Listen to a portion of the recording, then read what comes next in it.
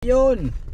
So, on today's video, short lang to. Pipilitin natin short. Anyway, konting pakita lang dito sa loob ng Mazda CX-5, labas, kung ano yung titignan nyo, kung bibili kayo ng second hand, di ba?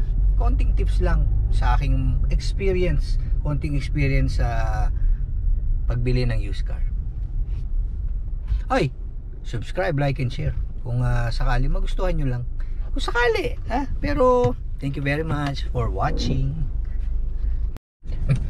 So ayan, so ito yung kanyang manibela, steering wheel.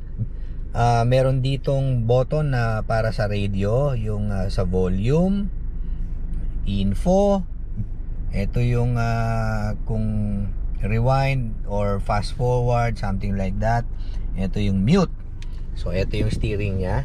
Siyempre may airbag, instrumentation panel. On the left side, yung RPM. Tapos may indicator kung nakalagay park, reverse, neutral. So yan yon.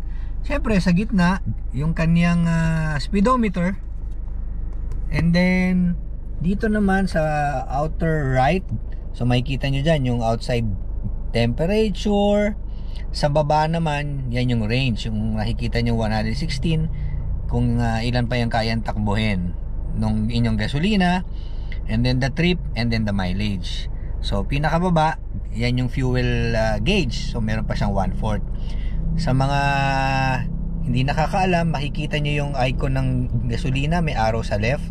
So ang ibig sabihin yan, nasa left side yung kanyang lalagyan ng gasolina. Ito, may TCS, traction control system, pwede mong i-off yan. And then ito, ano to, hindi ko alam to kung ano, sorry, research nyo na lang. And then meron tong iStop. Pag pinindot nyo yan ng matagal, so may lalabas dito, ayun, yung iStop. So may feature siya na ganun, pagka huminto yung sasakyan nyo, halimbawa sa stoplight, sa ganyan, so mamamatay yung makina, pero buhay ang aircon. Isa pa pala, so makikita nyo dito, ayan. So ano siya, start stop ang kanyang ignition. So keyless yung kanyang susi. And syempre automatic. Ang windows, wala na naman siguro, bibihira na yung coaching hindi automatic.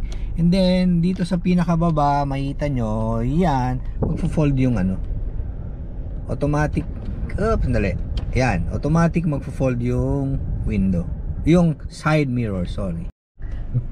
So eto naman yung kanyang infotainment, di ba? Yung panel niya sa radyo. Ito yung louver. So control, thermostat. Ito yung sa aircon. Ayan. So ang shifter niya, park, reverse, neutral, drive, saka may may yung mode niya na sport. So pwede kayo mag manual mode. And yung parking brake niya is ano, ang tawag dito, automatic. Hindi yung usual na tinataas na handbrake na decable. So meron siyang USB dito. And then walang sunroof. Upuan niya fabric, 5-seater sedan. Ayan. Ay, saka isa pang tip pala. Ako ginagawa ko pagka naka-automatic transmission ako. So, 'di ba, usually mag-neutral tayo, lalagay natin sa drive, saka natin i-engage ang handbrake.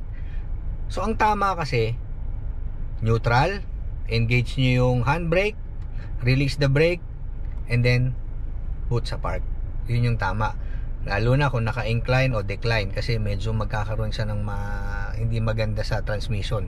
Yun yung sinasabi, which is yun yung tama. You can also research, pero yun yung usual na ginagawa ko, saka yun ang tama. This is a 2015 Mazda CX-5. Konting tips para tignan nyo kung bibili kayo ng used car. Kung makikita, sana makita sa GoPro, no? So yung pintura nito, original paint, pero meron siyang mga acid rain. Malalaman nyo naman kung orig, yung usually yung iba kinakatok-katok nila. Ayan yung tunog. And then this is the original stock rims. Ang sukat nito is 225 65-17 yung rim nya. Meron din siyang walang fog light pero naka projector lights. So yung bumper nito makikita nyo yan, meron ng konting tama at saka kailangan tong i-retouch. Pero yung katawan may mga konting gas-gas, sana makita sa GoPro, pero sa tingin ko kaya yan ang detailing. Ito rin, so original paint, yan yung usual ginagawa kinakatok-katok nila ng konti. Ayan, so yan yung tunog ng lata, di ba? Ito yung likod niya. Ayan, Sky Active technology, which is alam nyo na naman siguro kung ano yan. Ang CX-5 meron siyang dual exhaust, and then makikita nyo yung bumper.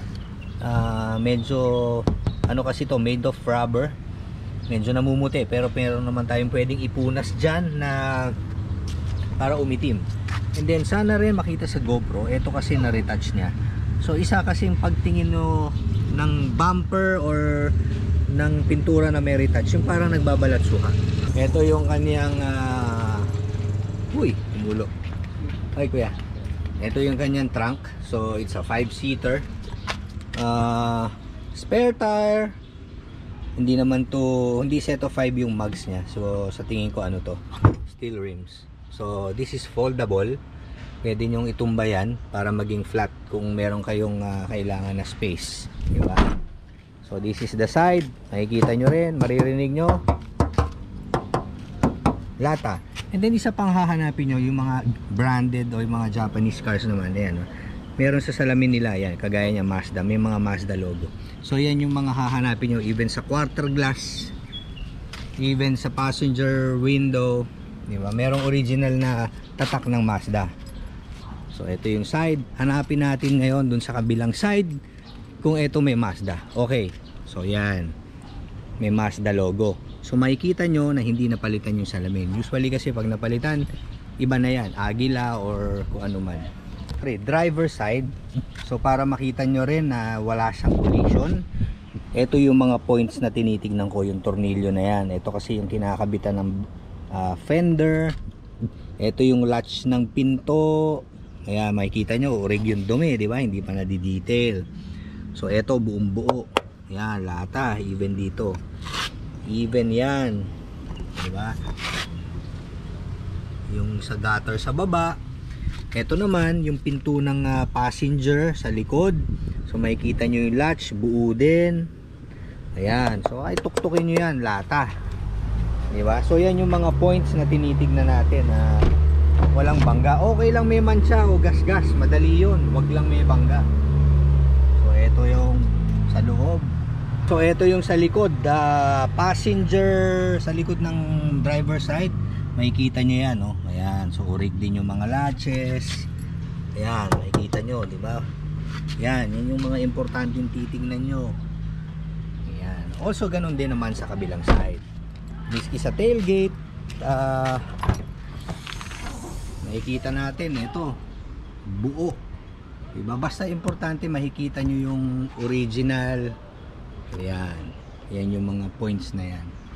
Sa bumper, madali naman yan. So kung medyo talagang mabusisi kayo, pwede nyong silipin yung ilalim.